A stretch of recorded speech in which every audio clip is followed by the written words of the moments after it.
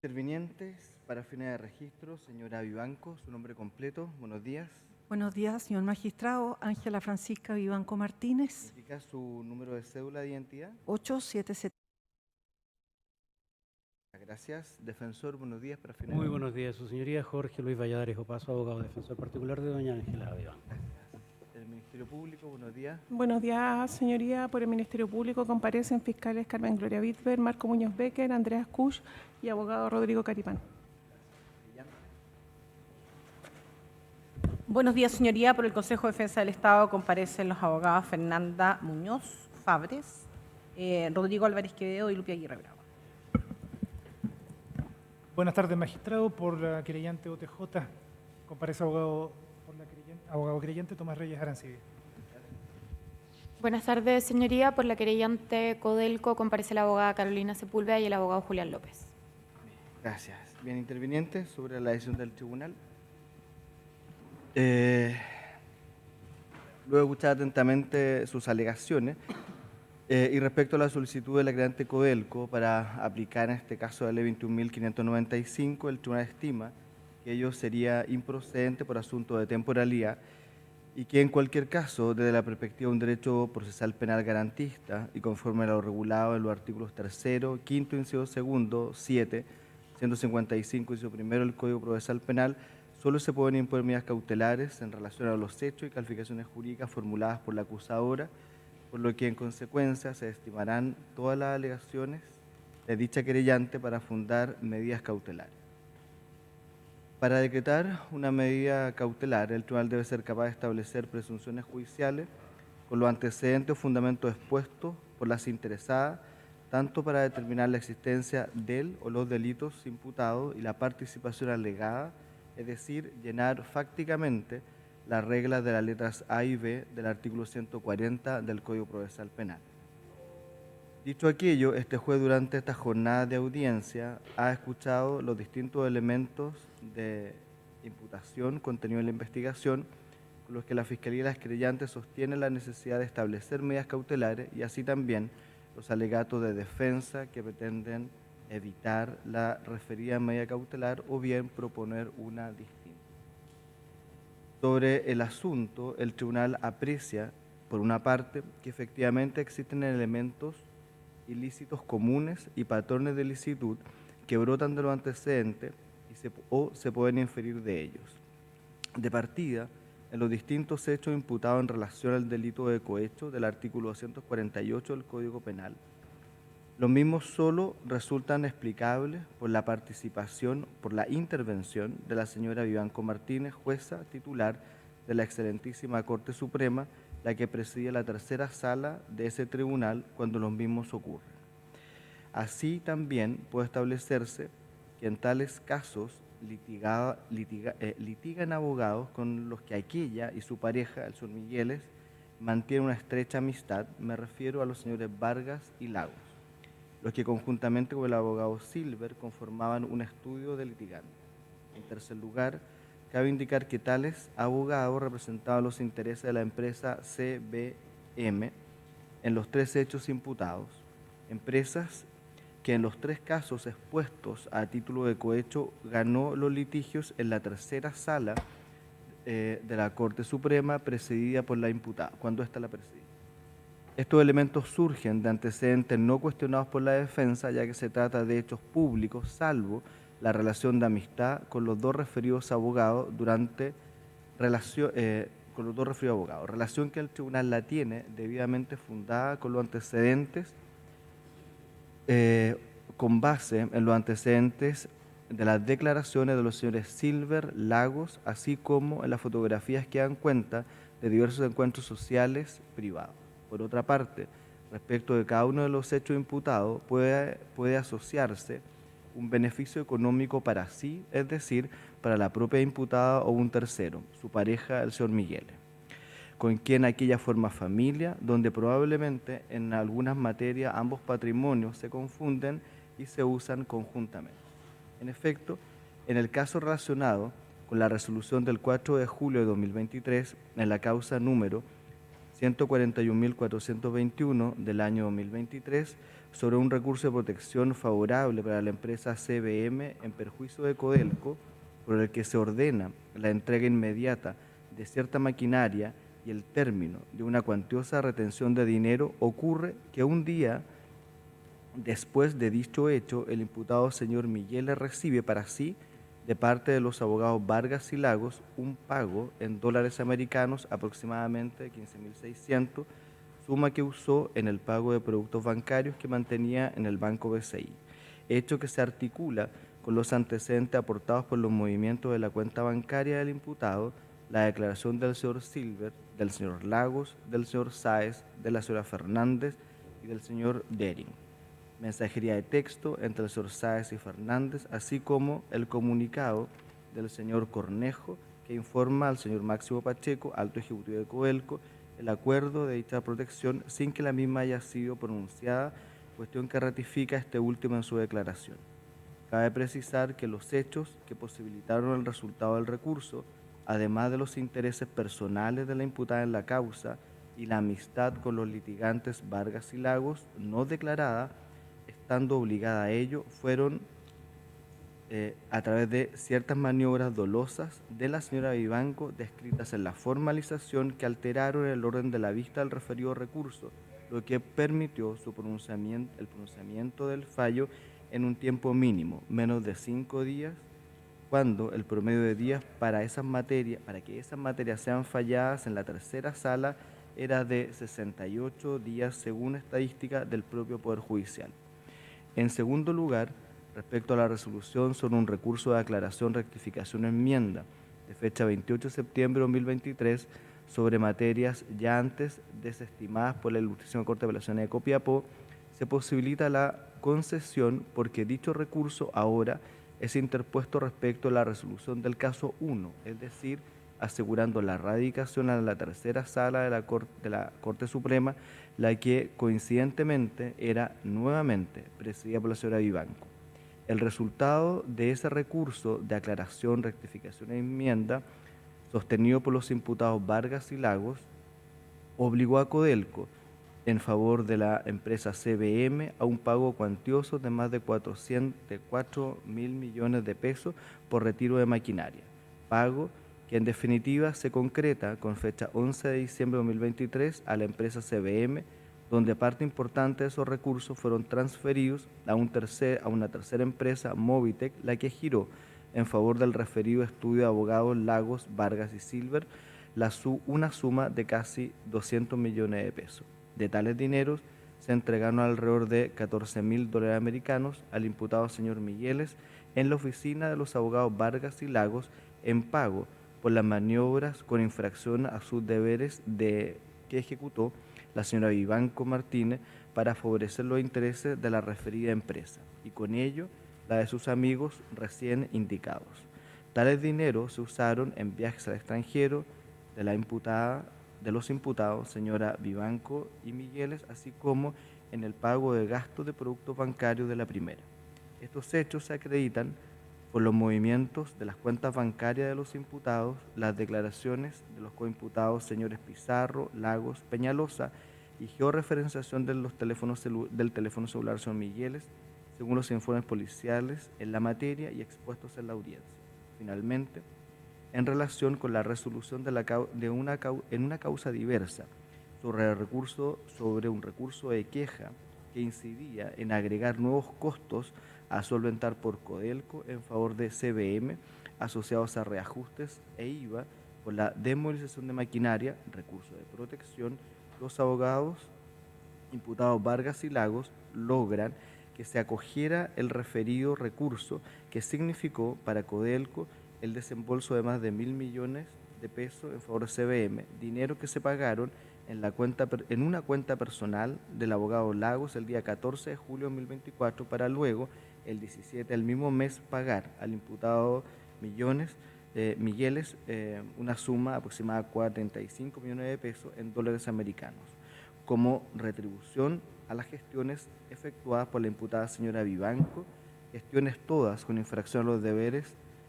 para favorecer los intereses de la empresa CBM y con ello la de sus amigos, los imputados Lagos y Vargas.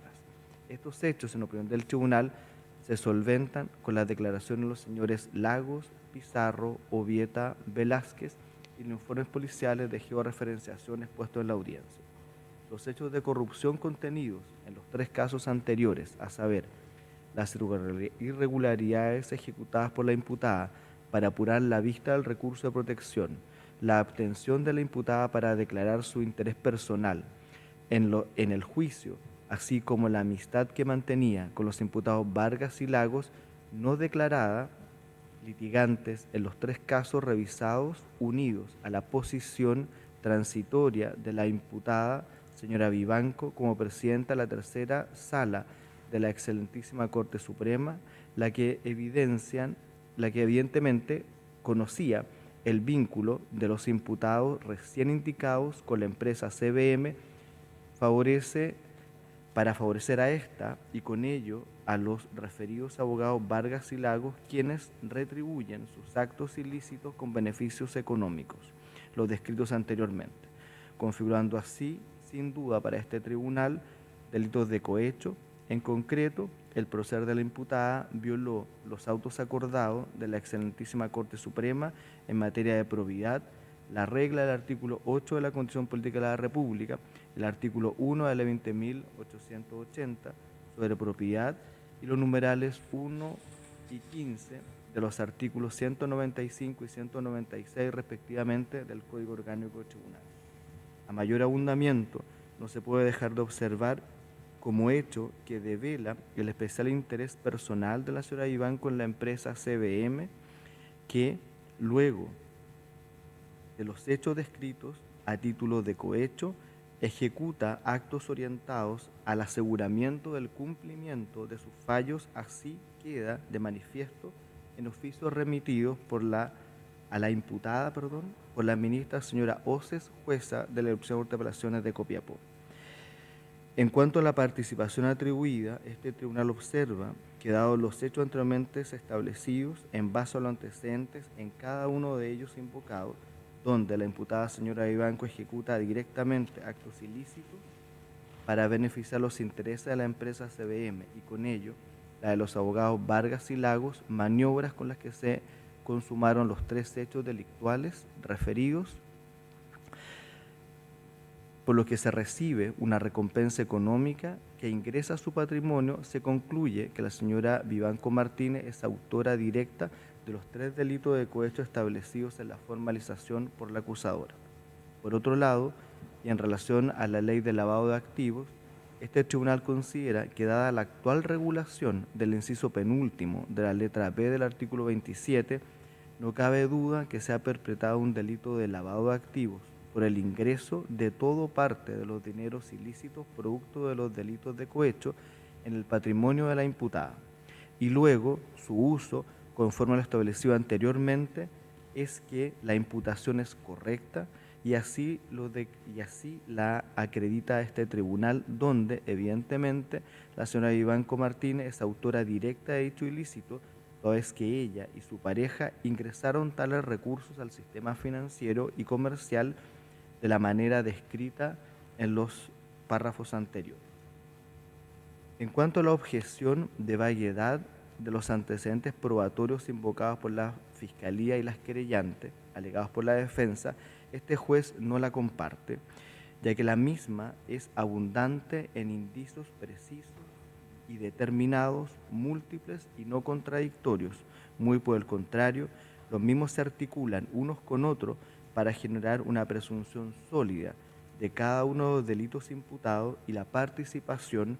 de la señora Vivanco a título de autora en los términos del artículo 15.1 del Código Penal. Ahora, la cuestión relacionada con la ilicitud de la declaración del imputado señor Lagos, usada reiteradamente por este tribunal para fundar hechos y participación, es, en opinión de este juez, lícita desde el momento que el único interviniente con legitimidad activa para desconocerla, muy por el contrario, la validó judicialmente el día 16 de enero de 2026, cuando solicita la revisión de su régimen privativo de libertad fundado precisamente en la colaboración eficaz que según él prestó en su declaración ante el fiscal de la causa los días 6 y 7 de enero del año en curso. Ese hecho despeja toda duda sobre la validez de dicho antecedente. Por otro lado, la regla invocada por la defensa de los artículos 324, inciso segundo del Código Orgánico de Tribunales, en opinión de este tribunal, solo tiene efectos administrativos, mas no penales. Pretender estos últimos significaría una modificación tácita a la regla que regula estos tipos penales. Esta afirmación ha sido así sostenida por los tribunales regularmente. Lo mismo ocurre con las normas del artículo 329 y siguiente del mismo código, las que en una interpretación sistemática solo tienen ese alcance normativo. En consecuencia, no tienen el efecto buscado por la defensa, por lo que serán desestimadas. En particular, la alegación que en el caso de los delitos de cohecho nos encontramos ante una hipótesis de delitos continuados, la misma debe ser desestimada con los elementos existentes, ya que si se observa con detención los hechos que integran cada una de las imputaciones, estos son autónomos y lo gobierna a cada uno de ellos una decisión delictiva independiente de la otra, como ya se describiera anteriormente, por lo que tal alegato no será considerado por este tribunal. Despejado lo anterior, ahora en cuanto a la necesidad de cautela.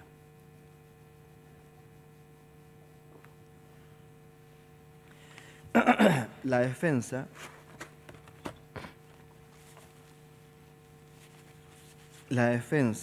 de la imputada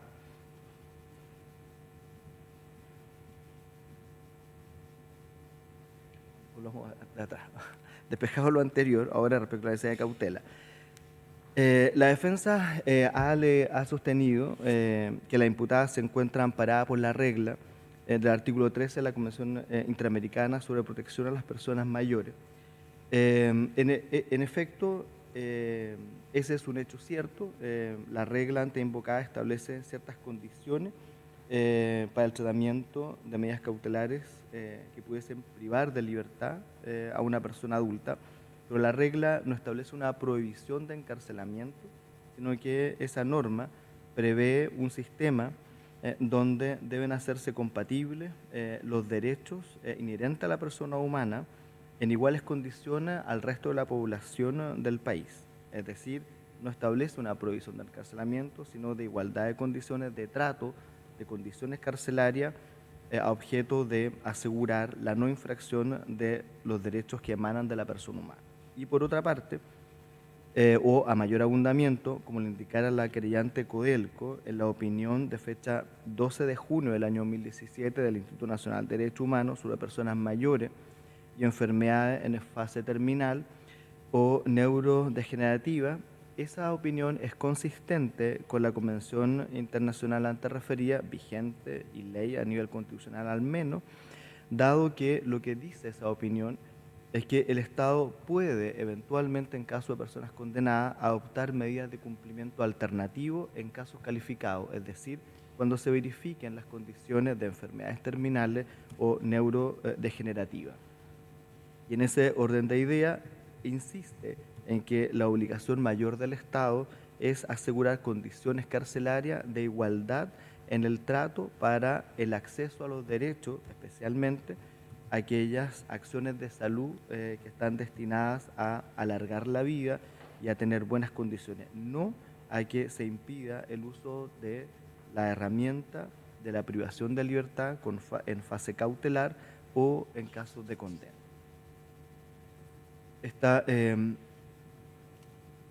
En segundo lugar, y despejado entonces aquellas dos cuestiones, el tribunal suele siempre advertir a una prohibición general que establece el derecho procesal penal en el mensaje con que es remitido el texto del Código al Congreso de la Nación cuando se buscaba su aprobación. Y aquí él establece, como me habrán escuchado ya los intervinientes, en el apartado de los principios, especialmente en el apartado 10, que el régimen de prisión preventiva resulta injustificado, desproporcionado, y entonces hay un serio cuestionamiento, si los jueces así lo decretan, cuando el juez observa la posibilidad de una pena sustitutiva a imponer en el fondo. Es una advertencia general que establece el legislador, y en ese orden de idea entonces es indispensable establecer una prognosis sobre la eventual punición de estos hechos. Y una prognosis de punición,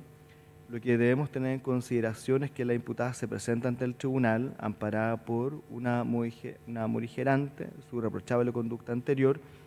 y el tribunal no observa, pese a lo indicado por la defensa,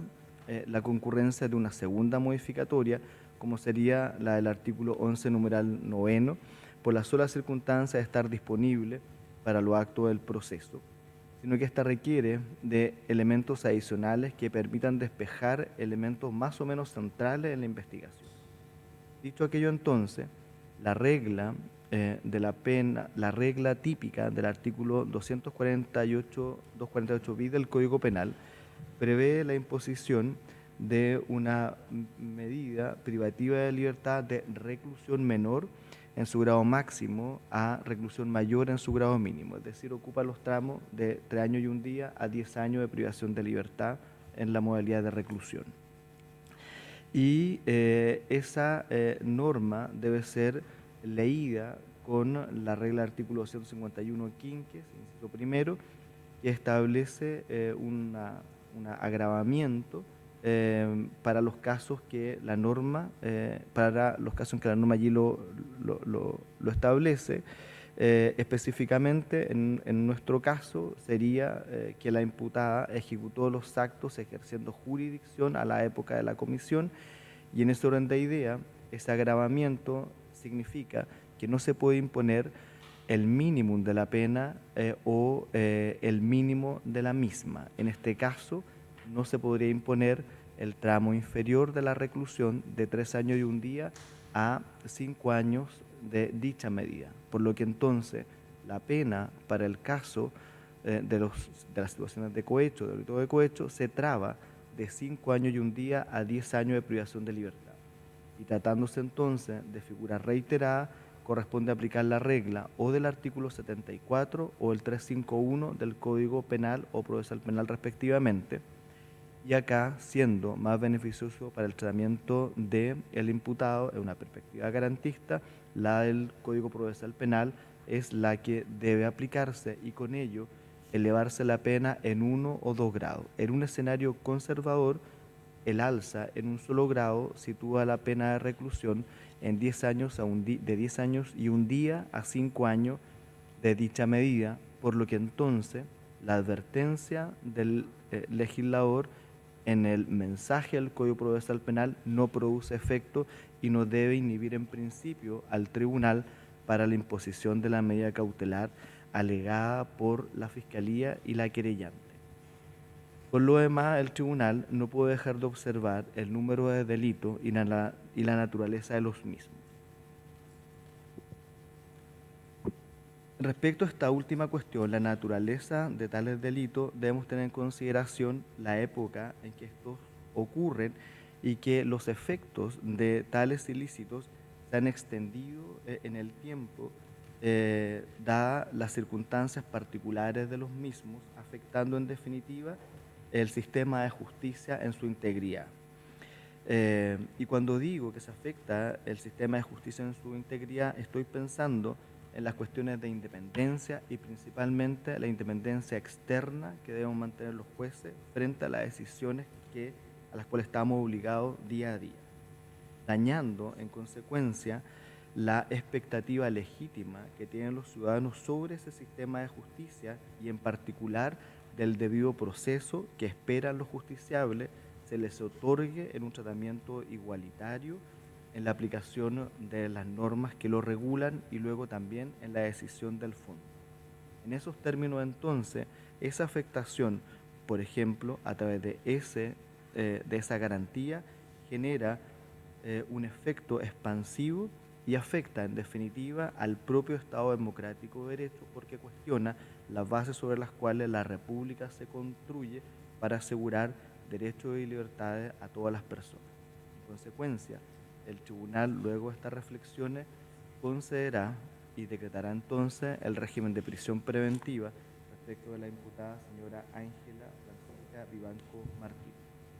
Teniendo en consideración las cuestiones alegadas por la defensa y en forma preventiva, el tribunal va a ordenar que el Departamento de Promoción y Protección de Derechos Humanos de Gendarmería de Chile concurra y se entreviste con la imputada y lo haga también con el médico o los médicos que la asistan para levantar la información necesaria a objeto que Gendarmería de Chile otorgue los medicamentos o permita el ingreso de la medicamentación necesaria para el tratamiento de las patologías que presenta la imputada, así como también se pueda desarrollar una guía de alimento adecuada para sus requerimientos. ¿Algo más, intervinientes? No, señoría.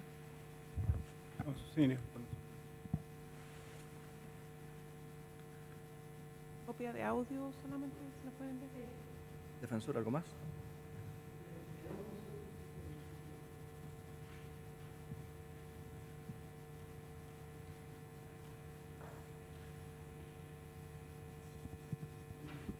Señoría, no, la orden de ingreso se daría... Esto lo vamos a gestionar ahora. Yo creo que va a ser al mismo lugar donde está actualmente. Sí, el mismo lugar donde se encuentra actualmente. las mismas condiciones, por lo Sí. menos mientras no haya Sí, sí. pronunciamiento. Por eso que el departamento se va a constituir a la brevedad, le voy a dar un plazo de 3 días para que concurra allí, levante la información y con eso ya usted en conocimiento de ella puede levantar las cautelas que estime del caso. Señoría, Copia de audio disponibles, ¿algo más? sí, bueno, lo primero respecto de la copia de audio, si es posible remitir Ya por están correo otorgadas. electrónico dentro de esta misma. Están otorgadas. Y si es posible autorizar la visita de la hija desde mañana porque no se va a poder... ¿Cómo se pide? Termino la audiencia.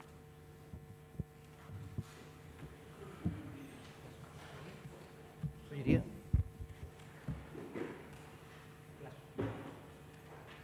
El plazo de la investigación. plazo común.